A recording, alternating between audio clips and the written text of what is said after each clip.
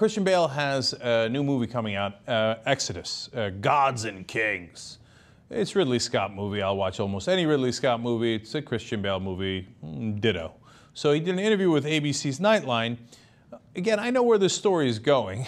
Kind of know the story of Moses, but I'm sure that they've depicted it in an interesting way. But Christian Bale wanted to add to that and made some fascinating comments. Let's watch. Well, ask most people who Moses is, and they would probably say he parted the Red Sea. But ask actor Christian Bale, who plays him in the new movie Exodus, he has a very different answer when asked that.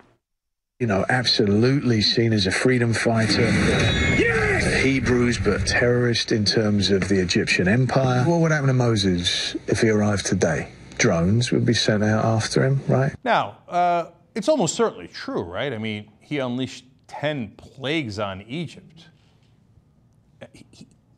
He killed, through God, the firstborn of every person in Egypt, including the Pharaoh. You think they wouldn't call him a terrorist? Of course they would, right? But you saw there that this is being played on Fox and Friends, so my guess is that Fox and Friends are not going to like this. So they bring on a priest to tell us how wrong he is, except the priest doesn't really do that. Let's watch.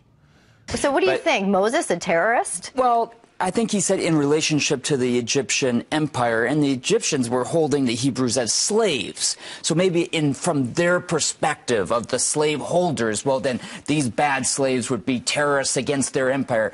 Maybe.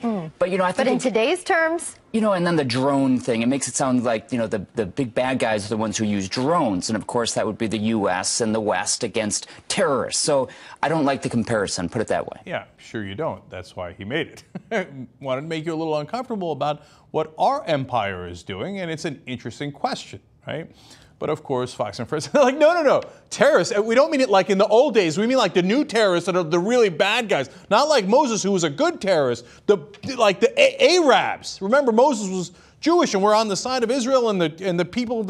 And it says in the Bible, we're with the God of Israel. Not the Arabs. The Arabs are the bad guys. Muslims are the bad guys. Not like today's terrorists, okay? And the drones, we do the drones. So we're by definition the good guys.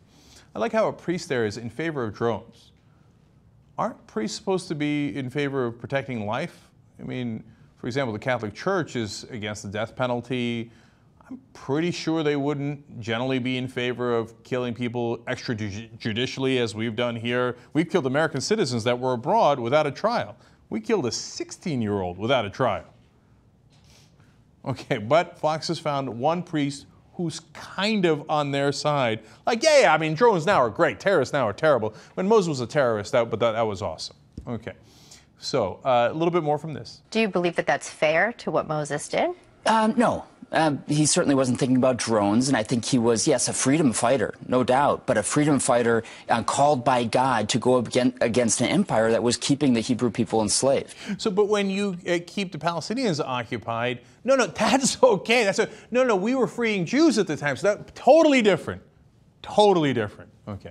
Now, I'm also amused by the idea that there would even be a conversation as to how the Egyptians would characterize Moses. Let's just quickly go over the 10 plagues that he unleashed on their ass.